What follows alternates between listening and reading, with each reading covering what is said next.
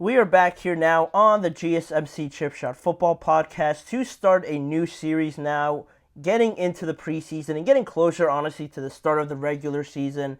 We are almost fully into gear now to get back into football, but with all these teams, finalizing all their final touch-ups and preparations and answering a lot of their own biggest doubts with their rosters, I thought I'd come on here and start a new series on some of the biggest remaining questions for a lot of these teams throughout the NFL and going through each team and just talking about what their biggest question is, what their biggest need is, and what could be some possible solutions to some of these biggest questions still unanswered. And we're going to start off with the NFC North here on today's show.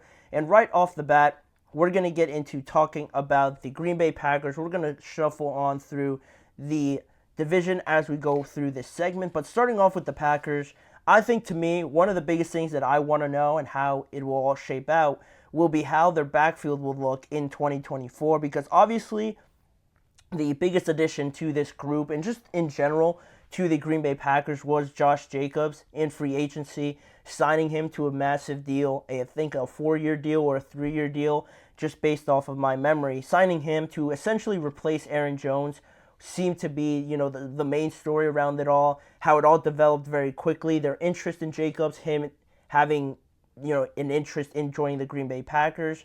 He ends up joining, then quickly Aaron Jones is, released and he signs with the Minnesota Vikings of all teams. And that you would have thought is, it's all settled, right? Josh Jacobs is going to be the main guy. Maybe you sprinkle in a little bit of A.J. Dillon because he was also re-signed. But I think now, with the way that they went in the draft, and they also ended up drafting the USC running back Marshawn Lloyd, yeah, it didn't go over too many people's heads. It didn't really scream that it is going to be an impact, draft pick there in another running back. You just thought maybe it was going to be for depth reasons, just in case somebody gets hurt or something like that. But according to their offensive coordinator, Adam Stenovich, he apparently loves Marshawn Lloyd. He loves the speed and the change of pace that he brings in comparison to Josh Jacobs and A.J. Dillon. He said that he'll try to get him involved and, he'll try to get him out there as much as possible.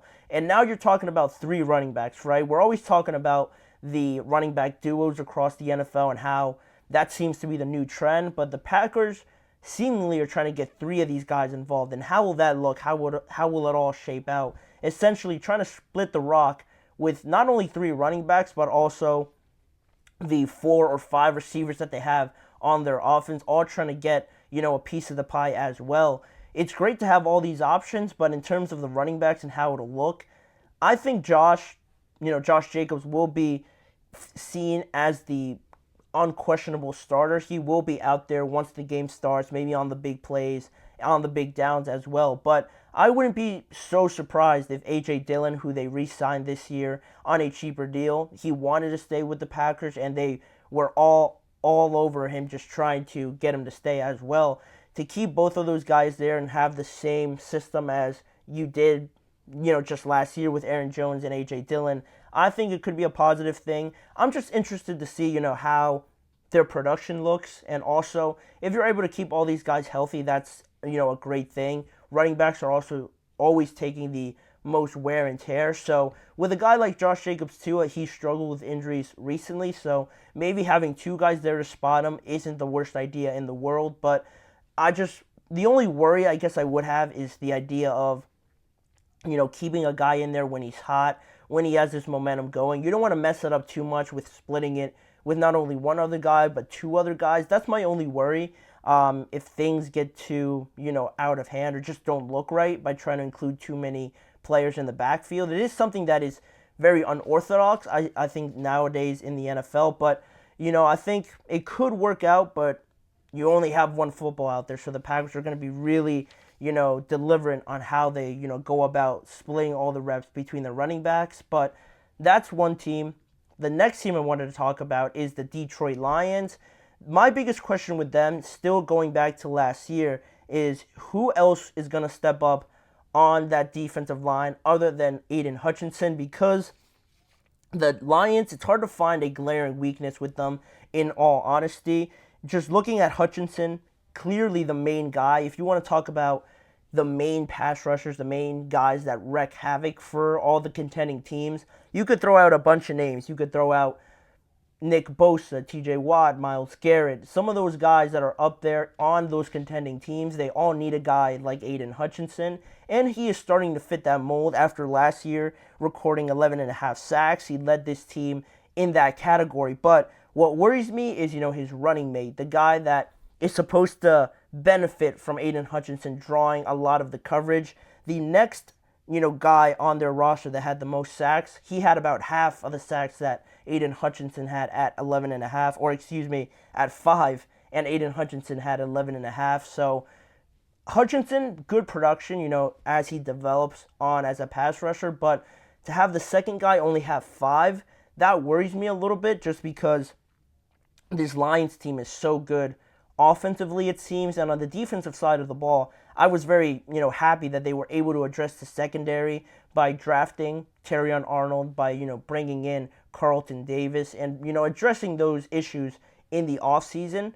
But now, I feel like they just missed out on their defensive line a little bit. Yeah, they signed Marcus Davenport and DJ Reader, but again, they don't really scream to me that they're going to right away step in and, produce maybe 8 or close to like 10 sacks or something like that. Marcus Davenport, I think, is coming off a season with the Vikings where I think he had no more than maybe 4 or 3 sacks with them. And DJ Reader is recovering from a quad injury as well. So I still have my doubts about them. When you look in this division, just the 3 other teams, they already have some good pass rushing duos, with the Packers having Rashawn Gary and Preston Smith.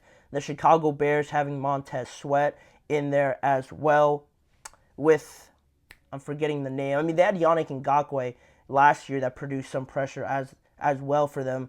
But their defensive line seems to be pretty, stacked up as well. Then also you look at the Minnesota Vikings. They addressed it in the offseason, signing Jonathan Grenard and also drafting Dallas Turner. And the Lions still, I think, are very benefited with having Aiden Hutchinson, a very good pass rusher, but I think they still need somebody else to join him. And now are they going to go out and, acquire somebody? Like I said, Yannick Ngakoue, I'm pretty sure, is still out there as a free agent. They could try that out. Or are they comfortable with maybe somebody that they already have on the roster that they feel could step up? I think that's the biggest thing for me, finding somebody like that to produce more than just 5 sacks in the entire year will make this Detroit Lions defense especially take that next step that I think they are very much overdue to take. So that's pretty much it for the Lions. That's the only real thing I believe that they need. Then moving on to the next team, the Chicago Bears, the biggest question of all offseason. Everything revolves around Caleb Williams. What do you do to get the best out of him and make sure that his transition is as smooth as possible? You got him the run game. I think that's going to be huge. A lot of the attention will be going to the Keenan Allens, the DJ Moores, the Roma Dunzes, but the running game will be huge as well. And last year, I feel like that was very underwhelming when you had Justin Fields there, and you didn't really get too much out of it. But now with DeAndre Swift back there, he might not be a bell cow sort of running back right off the bat. That he did struggle with injuries a lot prior to last year with the Philadelphia Eagles. Now he's coming off of his best year. They were able to rotate him a good amount in some of their games, and now him coming off of that momentum to join the Bears, I think that's exciting for them to really benefit off of him coming off of that momentum. Then you look elsewhere. This offensive line, it's not awful, like really bad, but there are some spots that they could improve upon other than Tevin Jenkins, Darnell Wright, and Ryan Bates. They have a few spots on this offensive line that I think could improve, but again, I thought they did an all-right job of addressing it a little bit in the offseason. Then elsewhere, not just on the offensive side of the ball, but having that defense continue on their momentum from last year. And after the arrival of Montez Sweat, you almost saw the potential that this defense could get to. And if they continue that on, it'll help Caleb Williams a lot, knowing that you have a reliable option on that defensive side of the ball that'll get you the ball back, that won't give up a lot of points. And that way you don't feel like you need to score 20, 23 points a game. If your defense is great and they're allowing under 18 or 19 points a game, then I think that takes off some of the pressure from Caleb Williams as well. And the biggest thing for me also to just go along with this is how their new offensive coordinator, Shane Waldron, and how his system tries to mold itself around Caleb Williams. So many coaches and coordinators are married to their way of doing things, and I think with Caleb, finding this diamond in the rough, finding the guy now to take your franchise to the next level like many people think Caleb could do, having Shane Waldron be essentially Caleb's best friend, molding the offense to his skill set,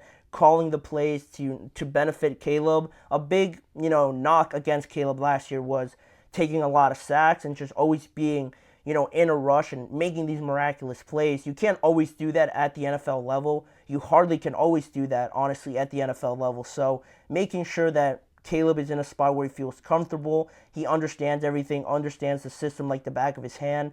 I think eliminating some of those sacks will make him a lot calmer, obviously, and a lot more reliable option to not always have to be Superman and do all these things where you have the weapons out there. They're certainly going to get open. It's going to make it a lot easier for Caleb to be successful. So that's where I'm at with them. How do they figure out a strategy to make this whole situation a lot easier for Caleb in his transition? And then the last one of the most obvious ones, the quarterback battle between J.J. McCarthy and Sam Darnold. Darnold is penciled in to start, but both of them have started, splitting some carries with the first team offense.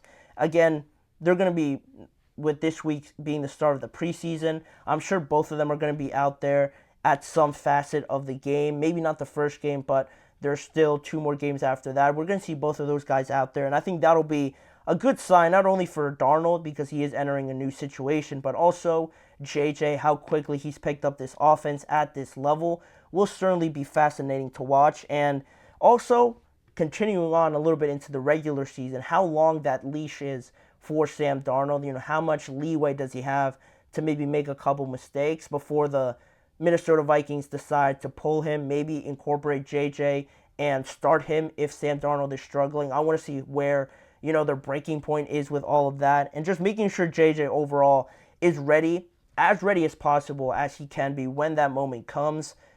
Could it be this season? It is likely. I feel like with rookie quarterbacks, they hardly ever sit a whole year in their first year. I probably would anticipate JJ starting at some point, but to make sure that he is ready, as prepared as possible when that moment comes, will also be something that will have to be on the Minnesota Vikings' mind when that moment comes. But that's pretty much it for the division. Those are the biggest remaining questions for me in the NFC North. Let me know what you guys think about that on those questions and just maybe other things that I didn't touch on in this division. But that'll wrap it up for that segment. We're going to move on to some more contract talks, talking about the Chiefs, like I mentioned before, and having still to figure out the contract extensions for their starting center, their starting right guard, and their starting linebacker, all on contract years in 2024. How could they muster up a plan to do that? Plus, coming up also, we're going to talk about the quarterback battle, the depth chart that came out for the Denver Broncos, and what that says to us on where this quarterback battle is, and also just talking about the Patriots and how they plan to deploy their quarterbacks in their first preseason game tomorrow when the NFL preseason kicks off fully. Those topics are coming up right after this break. Don't go anywhere.